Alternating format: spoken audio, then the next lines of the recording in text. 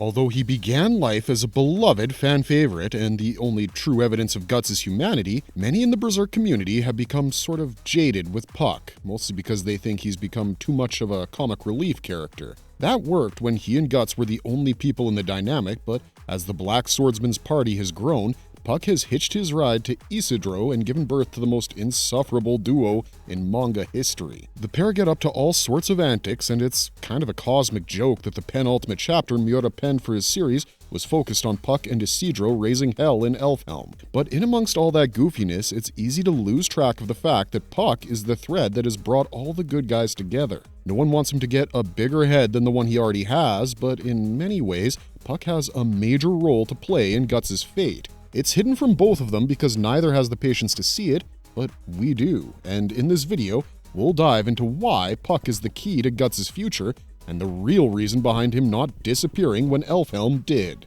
He's been helping out Guts since before they met. Judo, Rickert, and a troupe of actors. Usually, Fate is a big ol' female pitbull that makes the one from Tom and Jerry look like a poodle. This is especially true in Berserk, where it feels like Fate has been created for the sole purpose of tormenting and damning humanity. Fate is called causality in the Berserkverse, and causality is the force by which all humans discover the reason behind their suffering, good and evil. When harnessed by the former, it can be an important guide in understanding what kind of decisions one should avoid making in life, but more often than not, causality ends up empowering evil. Human beings, limited in their ability to understand the concept of karma, end up chasing whatever suffering they think they deserve. Acceptance comes difficult to a person whose faith teaches them that utter obedience to God is all that will save their souls, and many people in Berserk live by this particular understanding of faith, blind to the fact that it's a massive misdirection. Organized religion takes humans away from God and delivers them to the God hand. But fate isn't always the B word to God's children. Rarely do people emerge in the world that put their entire faith into themselves and use their own strength and will to make life decisions, instead of seeking His guidance. Such people might not put a lot of stock in faith or fate, but both find their way to them eventually. And if you're clued into the story of Berserk, you know exactly who we're talking about. Guts is a man that has relied on his sword to cut his path through life. Never has he clung to the teachings of a religion or another person as his personal truth. And even when his mind has been influenced by those close to him, the ultimate decision to take an action has always been his own. He questions this many times throughout his journey, but Guts is the epitome of free will because he vehemently rejects fate, resists its flow, though he knows he resides within it. Skull Knight once compared him to a flying fish because, unlike other fish, he leaps and breaks the current of causality, creating moments that are utterly unpredictable even to the ones supposed to be all-seeing. Guts dances on the thread of fate with a precariousness that even he might not be aware of, but the craziest thing is, fate has been looking out for him since before he learned it existed. Ever since Guts joined up with the Falcons, he became entangled in causality's grand plan for Griffith, but he also got a way out of it in the most unexpected way possible, through Puck. Officially, Puck was introduced 2 years into Guts' quest as the Black Swordsman when he was a shell of his former self, but according to the events Miura describes in the narrative, they made contact long before that. In fact, Puck saved Guts' life twice before he even knew him, most famously through Rickert, but more importantly, through Judo. In Chapter 21, we see Judo hand Casca a pouch of elf dust as a remedy for Guts' grievous wounds. The Raiders' captain had just gone through his 100-man killing spree, and he was so banged up the Falcons' physician ruled him out of service for the rest of the campaign. But Judo knew that Guts was crucial to Griffith's victory, and more than that, he knew that his friend wasn't going to back off from a fight. Judo noticed that whatever had happened during their deployment against the Blue Whale Knights had changed the dynamic between Guts and Casca, so he decided to use her to get him some first-class treatment. He pulled Casca away from the rest of the Falcons and handed her his pouch of elf dust, claiming that he got it from an elf he met during his time with a traveling troupe of entertainers a few years back. This might be overreaching, but Miura drew the outline of this elf in the panel depicting Judo's recollection, and we don't know about you guys, but it looks a lot like Puck to us. He claimed that he got the medicine from the elf after he suffered from an accident during his time with the troop, and that it had saved his life many a time on the battlefield. He hands the last remaining kernels of elf dust to Casca as a reward for their hero, and that's how Guts becomes acquainted with elf dust for the first time. His second brush with the stuff comes about 65 chapters later, in the aftermath of the eclipse. After rescuing Guts and Casca from the eclipse and getting in a cheap shot on his mortal enemy Void, Skull Knight brings the branded pair to Rickert, who was standing just outside the eclipse site. He had noticed that Rickert was carrying elf dust with him, and he commanded the boy to tend to the pair's wounds, but at least this time, Miura didn't leave us guessing with how Ricky got that stuff to begin with. In Chapter 74, we learn that the Eclipse site was actually the place that the two units of the Falcons were supposed to convene at once they'd successfully rescued Griffith. Rickert was in the standby unit, but through a cruel twist of fate, he became the only one to successfully make it to the rendezvous. That's because the rest of his comrades were eaten by apostles on their way to the Eclipse, which included the elf-like Rosine. This became the root of Rickert's fear of elves, but that didn't stop him from hitching a ride with a certain troop of entertainers.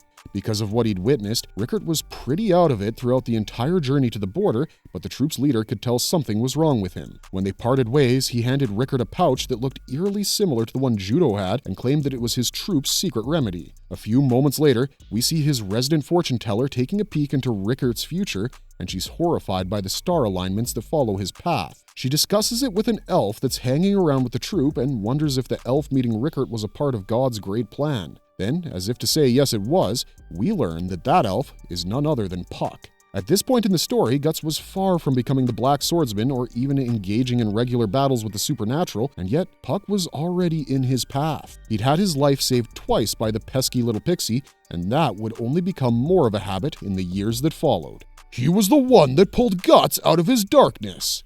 How Puck softened the Black Swordsman. Though neither of them knew each other when they first met, Puck felt a strong attraction to Guts because he could tell he wasn't what he made himself out to be. Guts rescued Puck from a bunch of mean thugs, but claimed that he was only doing it for information and that saving his life was irrelevant. The elf still repaid his debt by helping break Guts out of jail, but upon discussing his motivations with him, Puck felt a mixture of emotions that both disturbed him and intrigued him. Guts' feelings towards apostles and demons in general weren't as simple as pure hatred. There was fear in it, anguish, a deep sense of personal loss, as well as an unsettling ecstasy that proved this was a man in need of help.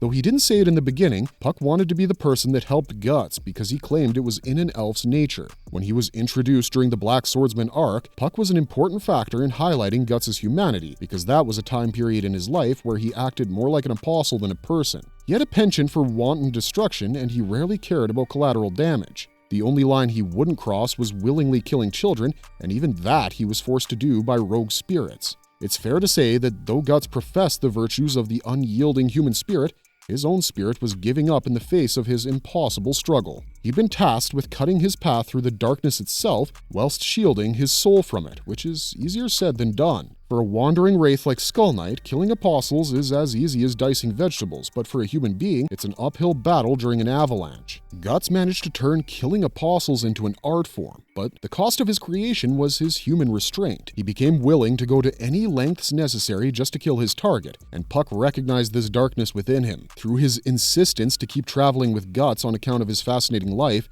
he slowly but surely broke down his defenses. Puck might not have gotten Guts to turn into an open book during the Black Swordsman arc, but through his empathic abilities, we discovered the source of Guts' outlook and developed empathy for him ourselves. Puck became the vessel through which we viewed Guts' humanity despite his less-than-human actions, because he could tell that something greater than good or evil motivated him to do what he did. By the end of the Black Swordsman arc, Puck has a breakthrough with Guts in that he manages to confirm the swordsman has a heart when he sees him crying over Teresia's declaration of vengeance.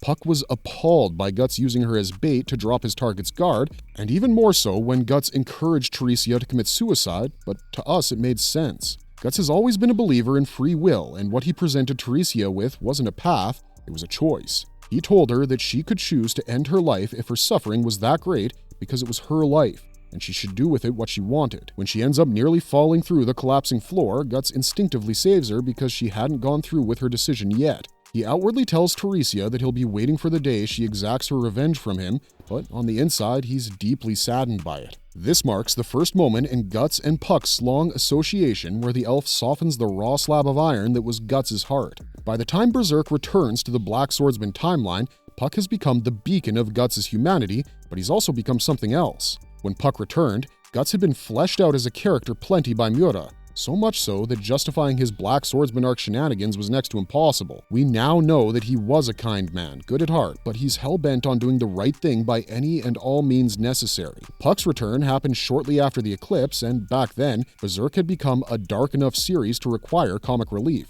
So Miura thought he'd kill two birds with one stone and exaggerate the pixie side of Puck a little more on panel. Guts and Puck's friendly rivalry came into existence chapter 95 onwards, but that didn't make Miura lose sight of the latter's original purpose. Puck was put in the story to remind Guts of his own humanity and keep him connected to it. In chapter 95, Guts and Puck save a girl called Jill from a monster tree and a bunch of bandits, and in return, she leads them to an apostle. Immediately, the banter between Guts and Puck is noticeable, which didn't exist during the Black Swordsman arc. Also, Guts is a lot less willing to stamp Puck to death than he was in that arc, though he does threaten to do that on numerous occasions here as well. Miura makes Puck break the fourth wall in chapter 101 when he says that without him, the story would be too dark, because honestly, it's true. The entire Lost Children chapter of Berserk is one of the darkest mini-arcs, and yet it doesn't feel nearly as hopeless as the Black Swordsman arc simply because of Puck. His unrelenting belief in goodness and the human spirit keeps him coming back for more, even though he says he doesn't have any interest in Guts' life,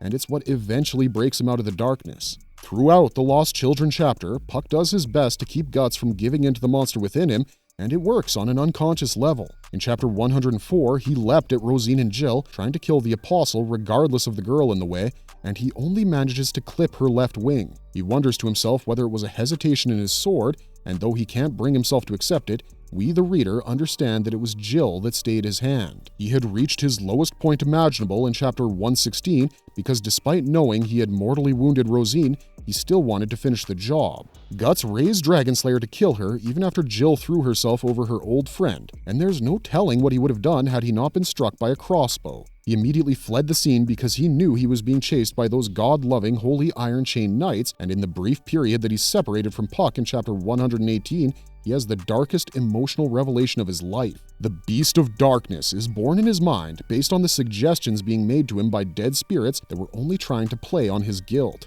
Guts understands that he's not the monster they want him to become, but he's also tired of chasing Griffith. He almost gives up and lets the spirits consume him when Puck, as always, tracks him down and starts lecturing him. This time, he notices Guts was in trouble and he immediately uses his trusty burdock blade to dispatch his attackers. Turns out, if ghosts can beat Guts and Puck can beat ghosts, then Puck can beat Guts as well, right? And he proves this by getting rid of every single spirit that was crawling on his companion's body. Puck enters a flow state in his top form and is so engrossed in purging evil that he strikes Guts on the head with the burdock, but that's what finally gets him to give in to the elf's warmth. Guts gives up on resisting Puck's help and accepts him as his medic and companion, which shocks the elf himself, seeing as just before this he'd always called him Bug. But as for Puck, the reason he decides to stick with Guts is just because. In the previous chapter, after ensuring Jill he was going to be fine and gifting her with elf dust in case of emergencies, Puck sets off to find Guts once again. Jill asks him why he keeps tracking him down when he clearly doesn't like Guts' methods, but Puck, after considering the question, simply says that he can't leave the idiot alone. Puck has formed a bond with Guts that might be deeper than friendship because without him, Guts would have died a long time ago. His elf dust and his humor keep him from losing his humanity entirely, and over time, Puck turns out to be the solution for Guts' biggest problem. Not only does he solve Guts' problem of keeping Casca safe after the destruction of Godot's ore mine, he also brings him the companions he needs to make that journey. Puck might have regressed a bit too far into his fourth wall breaking chibi antics once Berserk reconnected with the Black Swordsman timeline, but turns out even that was by design. For the longest time, fans wondered why Puck was being sidelined by Miura and being turned into Isidro's prank buddy when he started off as the voice of Guts' humanity. Miura revealed the answer in the final arc he penned before his death, which honestly shocked us, but it also made a lot of sense. The runaway breeze becomes a tempest of fate. Puck was the one to bring Guts' party to Elfhelm. If we really think about it, most people that have been truly good to Guts have come into his life because of Puck.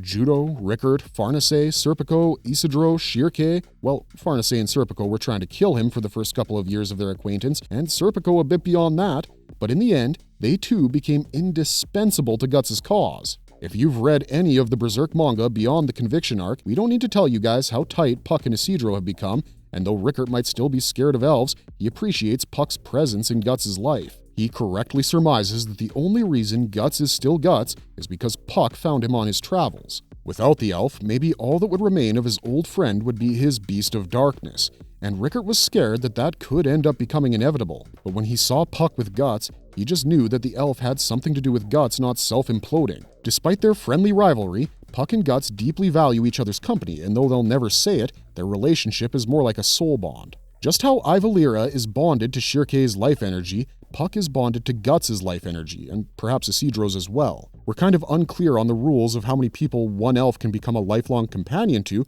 but one makes sense, then why not two? So it didn't exactly surprise us when we found out that Puck had a hidden role in Guts' fate all along. He was, for lack of a better term, his guiding angel. In chapter 344, the Black Swordsman party finally makes it to the destination they'd been headed towards since chapter 181. There, Guts learned that the safest place to keep Casca after the demolition of Godot's mine would be Puck's homeland. And 6 chapters later, we learned that homeland's name, Elfhelm. A utopic island in the far western reaches of the ocean, it would be the perfect place to hide Casca from those who'd seek out the brand of sacrifice. Elves might not be strong warriors, but they are comprised of pure goodness. Their natural ode acts as a deterrent against evil, which is why elven dwellings are some of the only places where Guts and Casca can get a full night's sleep. An entire island full of them would be the perfect sanctuary for the mindless Casca, and as if to make the deal even better, Skull Knight tells Guts that he can possibly cure her mind if he manages to find the island. Well, in chapter 344, he does.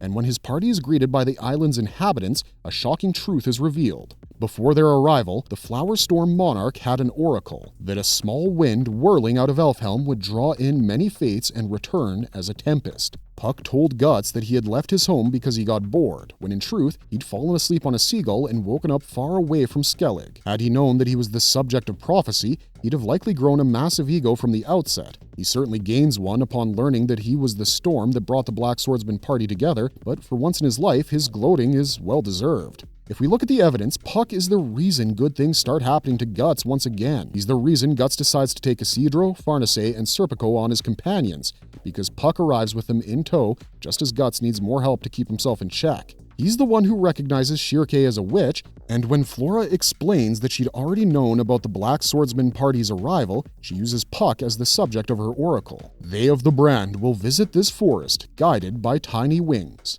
That's what Skull Knight told her with regards to Guts & Co. arriving at her spirit tree, and that's another thing of note. Skull Knight has always said that an elf is an interesting choice of companion for Guts. He picked up on Guts' connection with them in chapter 92 when he realized that the place he brought him and Casca to for safety was a place Guts was already familiar with. He also put the fact that his friend had elf dust on him down to chance, but then speculated that perhaps Guts and elves were more closely tied than he had originally thought. Of course, this is a reference to Puck, and once Skull Knight learns of his existence, he ends up guiding Guts to Elfhelm as well, which, ironically enough, is where his ex is both buried and still living at. Turns out, Skull Knight's former lover has most likely been resurrected as the Flower Storm Monarch, and maybe that's why Puck feels an elf-like sensation from his ode every time they meet. But we're getting off topic here. Roderick, Magnifico, the crew of the Seahorse, Yzma, Commander Azan, all these secondary characters' fates were within Puck's Cyclone of Destiny as well, and it turns out all of them needed to be together for causality to take its next great step. Thanks to Puck's actions,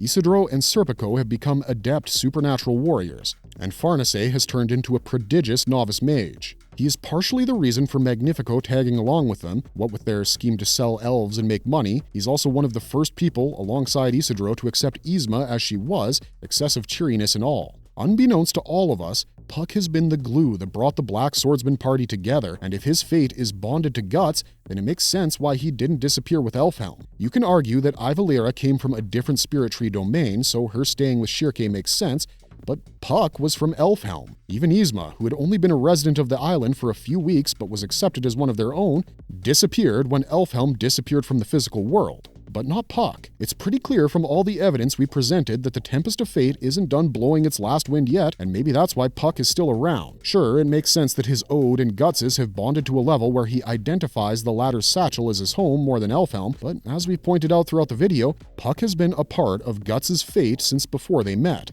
The fact that he's still around and that he's been looking his gloomiest since his home was destroyed tells us one of two things. Either Puck is going to go through an intense meltdown that will somehow change him on a fundamental level, or he's going to have a breakdown that then turns into yet another soul-searching lecture for Guts. Either way, it's hard to imagine him turning over to the apostles' side, what with him being a spirit of goodness and all that, but we suppose he does have his own Bechi. And if there are no restrictions on what kind of creature can activate a Behelit, then we suppose even elves wouldn't be above feeling despair and desire, but that's far-fetched even for us. What's more likely is Puck's got something brewing in his mind with regards to Guts' future and his role in it, and if we're right about that, then he needs to stick around. That's because the last vestige of a beast's humanity. Why Puck's survival will be crucial for Guts going forward. Over the course of the 400 chapters of Berserk, Puck has become an extension of Guts' humanity. He's the only one who has kept him together when he was falling apart, physically, emotionally, and mentally.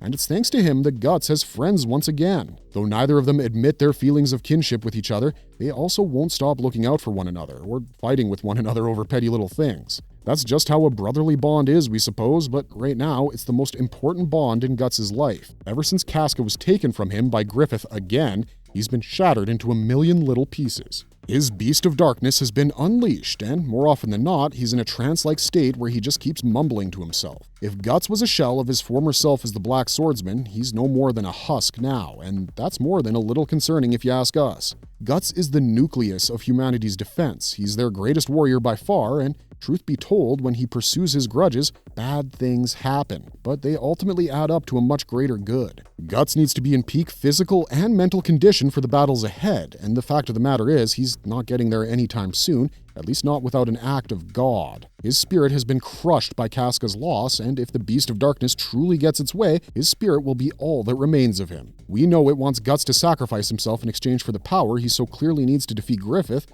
but the only person who can keep him from doing that, ironically enough, isn't even a person. Puck is the one that has kept Guts' humanity alive, and it only makes sense to us that he keeps doing that until his bitter end. He made it his job to reform Guts when he decided to stick around instead of flying off to some other city. He's made incredible progress on that front just by being himself, but we do find it odd that the only time he's spoken since Elfhelm's destruction is to ask Isidro what he thought about the coming future. He didn't even remember Rickert when he greeted him after all those months, but if he did, then he pretended not to know him for a greater reason. Everything Puck does has a higher purpose, whether he knows it or not.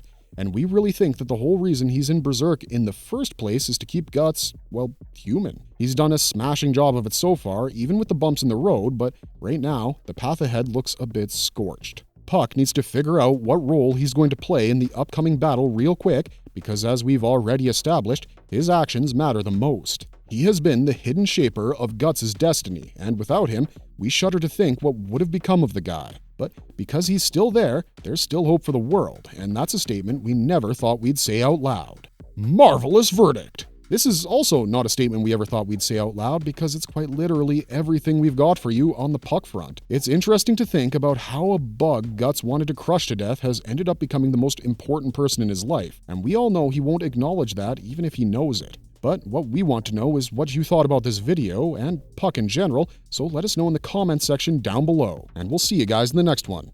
Until then, keep on struggling, strugglers, and also, maybe keep an eye out for an elf that you can help out today.